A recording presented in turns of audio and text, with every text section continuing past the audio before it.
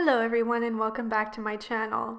So in today's much requested video, I'm going to show you all of my steps to take my hair from greasy to glamorous, including how I style it and what products I like to use.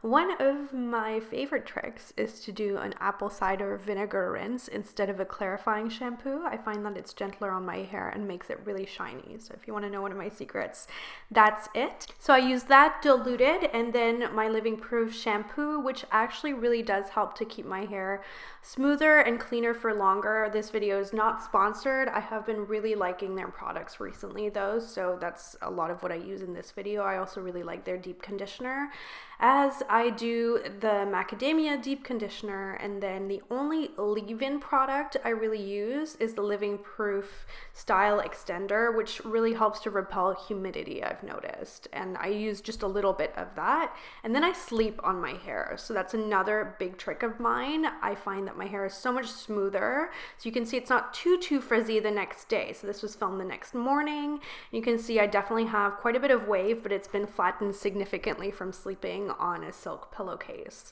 What I like to do is start off by smoothing out the bangs and adding some volume with a round brush. If I were to wear my hair straight, I would do this to all of my hair, but in today's video I'm going to style it curly, which is kind of like one of my signature looks because I do it without a curling iron and with a flat iron instead, and it lasts for 3 whole days, up to 4 days if I use some dry shampoo as well, and I'll link the one that I like down below. What I then do is I use a little comb and my good old really beaten up THDs to curl all of my hair, and I love how bouncy this looks. I feel like it does damage my hair less than if I were to use a curling iron, and my hair just needs a quick touch up the next day because the curl stays in really well. That is partly thanks to my natural wave, but it's also thanks to the fact that it really gets sealed into my hair, which at that point is really dry as well, in a way that it sometimes isn't if I were to blow dry it straight away after I've washed it.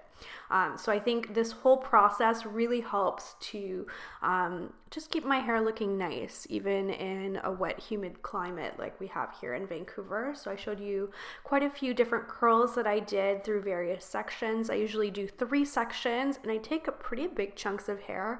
Whenever I go to the hairdresser and they curl my hair, they use sections that are about 1/3 of this size, but I do not have the patience for that nor the time, and so I do really big chunks. And even though each curl may not be perfect as a result of that, I think that actually adds to the look and makes it look a little bit less done and less prom-like as well. I love how the curls kind of loosen over the next 3 days so that I end up with more of a kind of blow-dried loose curl finish. So it starts off being more bouncy, kind of pin curl looking, and then it just ends up being something that I can kind of progress with over the next few days, and that really helps me out because styling my hair does take quite a while. There's just no way around that. If you'd like to see my no fuss, no style curly hair routine, I will link that for you down below. It's a really pretty video I filmed in Hawaii. I do like my natural curl pattern if I do a good job of using product and letting it air dry,